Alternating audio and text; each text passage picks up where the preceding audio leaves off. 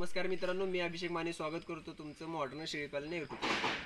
तर मित्रांनो, काही बांधवांचे आपल्याला कमेंट आले होते की दादा तुमचे शेड कसे आहे ते दाखवा, शेड किती बाय कितीमध्ये आहे, शेड बनवण्यासाठी किती खर्च आला, तुमच्या शेडबद्दल सर्व माहिती आम्हाला द्या.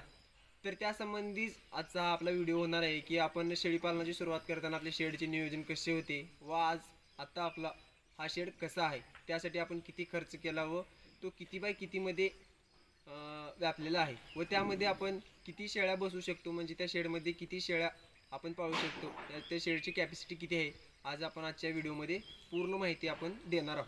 तर मित्रांनो, शेडची नियोजन किंवा शेळीपालनाची सुरुवात करताना शेड कशा प्रकारे असावी यासाठीची माहिती पाहण्यासाठी हा आमचा व्हिडिओ पूर्ण नक्की बघा, जेणेकरून तुम्हाला शेडच्या नियोजनाबद्दल पूर्ण माहिती मिळेल. तर हे पहा मित्रांनो, जेव्हा आपण शेळीपालनाची सुरुवात केली होती तेव्हा हा लहानसा शेड आहे, त्याच्यामध्ये आपण शेळीपालनाची सुरुवात केली होती व त्यानंतर आपण दुसरा एक मोठा शेड मारला आहे. तर आता सध्या या लहानशा शेडमध्ये आपण वैरणीचे नियोजन केले आहे. येथे हरभऱ्याचा भुसा, तुरीचा भुसा व करबाकुटी हे करून ठेवलेले आहे. तर या शेडमध्ये आपण या लहानशा शेडमध्ये जेव्हा शेळीपालनाची सुरुवात केली होती तेव्हा 8 ते 10 फक्त शेळ्या होत्या. तर आता हे आपण वैरणीसाठी व राहण्यासाठी या शेडचे नियोजन केले आहे. तर जेव्हा आपण सुरुवात केली होती तेव्हा याच शेडपासून सुरुवात केली होती. हा शेड 40 बाय 20चा होता. तर त्यामध्ये आपण नंतर हा शेड वाढवला आहे. सुरुवातीला फक्त याच्यामध्ये 10 शेळ्या होत्या. तुम्हाला हा शेड बाहेरनंही दाखवतो.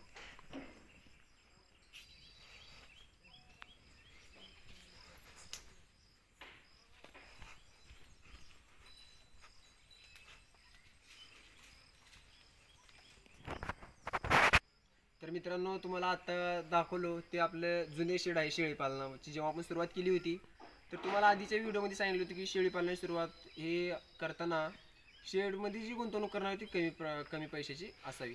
तर आपण ही सुरुवातीला शेडमध्ये गुंतवणूक ही कमी प्रमाणात केली होती व त्यानंतर जसे आपल्या शेळ्यामध्ये वाढ झाली, शेळ्याचे उत्पन्न आपण जसजसे घेत राहिलो, त्यानंतर हा मोठा शेड मारला आहे. तर या शेडबद्दल मी तुम्हाला सर्व माहिती सांगणार आहे.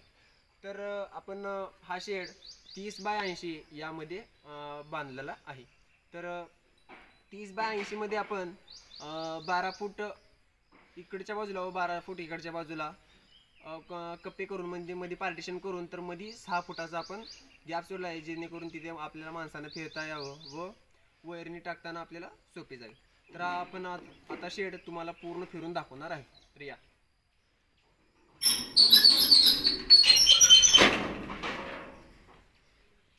तर आपला शेडचा दरवाजा आहे. तर मित्रांनो, आपले शेडचे काम अजून चालू आहे.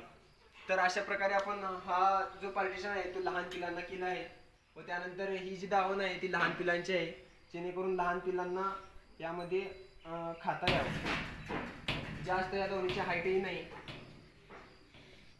तर आपण सध्या जशी तर सध्या शेळ्यांची जी संख्या आहे ती कमी प्रमाणात आहे, त्यामुळे आपण एका साईडने फक्त पार्टिशन केले आहे. जशी आपली शेळ्याच्या संख्येमध्ये वाढ होईल तशा पद्धतीने आपण याही साईडला पार्टिशन करणार आहोत.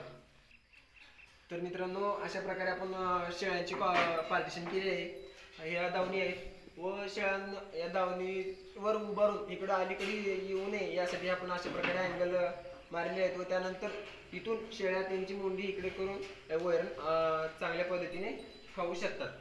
तर मित्रांनो, आपल्या शेडमध्ये ह्या एका साईडला 4 पार्टिशन झाले आहेत व जर आपण शेडचे काम पुन्हा वाढलो, शेळ्या जेव्हा वाढतील तेव्हा जर शेडचे काम केलं तर याही साईडला आपली 4 पार्टिशन होती. तर आपण साधारणतः एका पार्टिशनमध्ये 12 ते 13 शेळ्या आरामशीर बसू शकतात. तर हा एक पार्टिशन 20 बाय 12चा आहे. तर यामध्ये आरामशीर 12 ते 13 शेळ्या एकदम खुल्या बसू शकतात. तर याचा विचार करता आपले टोटल शेडमध्ये 8 पार्टिशन होणार आहे. तर 8 पार्टिशनमध्ये 12 ते 96 म्हणजे कमीत कमी 100 शेळ्याचे हे शेड आरामशीर आहे. जे यामध्ये या शेडच्या नियोजनामध्ये 100 शेळ्या आरामशीर राहू शकतात. तर मित्रांनो, हे आपले शेडचे काम उन्हाळ्यातच परवाच पूर्ण झाले. तर लगेच पावसाळा लागला, यासाठी आपण शेडला पाऊस मध्ये येऊ नये यासाठी ग्रीन नेट म्हणजे हिरवी जाळी मारलेली आहे, जेणेकरून पावसाचा जो येणारा वसाड आहे, शेड जे ओले होणार आहे ते होऊ नये. तर मित्रांनो, आपण साईडला एक पत्रा मारलेला आहे, जेणेकरून थंडीच्या दिवसात थंडीची वार मध्ये येऊ नये व शेळ्यांना जास्त त्रास होऊ नये यासाठी पूर्ण बाजूने साईडला एक पत्रा मारलेला आहे व पूर्ण जाळी मारून घेतलेली आहे, जेणेकरून उन्हाळ्यामध्ये जेव्हा ही ग्रीन नेट आपण काढू तेव्हा हवा खेळती राहील. तर त्यानंतर आता पावसाळ्यामध्ये आपण ग्रीन नेट मारलेले आहे. थंडीचे नियोजन उन्हाळा, पावसाळा, हिवाळा व थंडीचे नियोजन आपण या शेडमध्ये केलेले आहे. तर मित्रांनो, आपला शेड 30 बाय 80चा आहे. तर हा जो शेडसाठी जो आपण मटेरियल वापरलेला आहे ते सर्व मटेरियल आपण इथून आपल्या लोकल मार्केटनं न घेता पुण्याहून मागवलेलं आहे व आपल्या शेडवरती सिमेंटची जी पत्रे आहेत ते मारलेले आहेत. कारण उन्हाळ्यामध्ये जेव्हा गरमी जास्त वाढते तेव्हा शेळांना जो गरमीपासून होणारा त्रास आहे तो कमी व्हावा यासाठी आपण वर सिमेंटाचे पत्रे वापरलेले आहेत. तर मित्रांनो, तुम्हाला प्रश्न पडले असतील की शेडमध्ये पार्टिशन करणे गरजेचे आहे का, खर्च वाढवणं गरजेचं आहे का, आपण खुली शेळ्या ठेवू शकतोच की. तर मित्रांनो, याचे कारण असे आहे की जेव्हा शेळ्या काही गाभण काळात असतात, काही हळदलेल्या असतात, वेलेल्या असतात, तर काही भाकडी असतात, लहान पिल्ला असतात, तर यांचे वेगवेगळीकडे राहण्याची सोय आपण केली पाहिजे, जेणेकरून समजा शेळी जर गाभण काळात असेल तर दुसऱ्या शेळ्या बांधणं करून त्यांना जर समजा मारलं ती शेळी गाभण्याची जी क्षमता म्हणजे जे गाभण्याची शक्यता आहे ती कमी व्हावी. व लहान पिलांना जर आपण वेगळं केलं तर त्यांना त्यांचा जो चारा आहे तो वेगळा आपण त्यांना आरामशीर देऊ शकतो. तर शेळ्यांना आपण बोकडांना समजा वेगळं किंवा गाभण शेळ्या, भाकड शेळ्या, लहान पिलं हे वेगवेगळीकडे राहावे यासाठी आपण शेडमध्ये पार्टिशन करतो. तर ती एकत्र राहण्यापेक्षा त्यामध्ये जी होणारी नुकसान आहे ते आपली कमी होईल.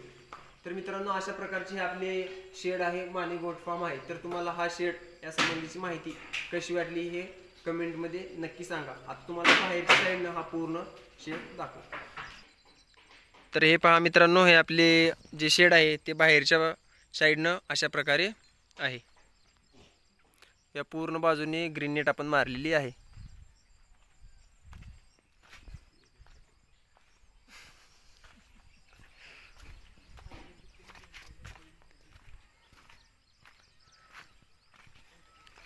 तर या साईडनं आपले जे शेड आहे ते अशा प्रकारे दिसते.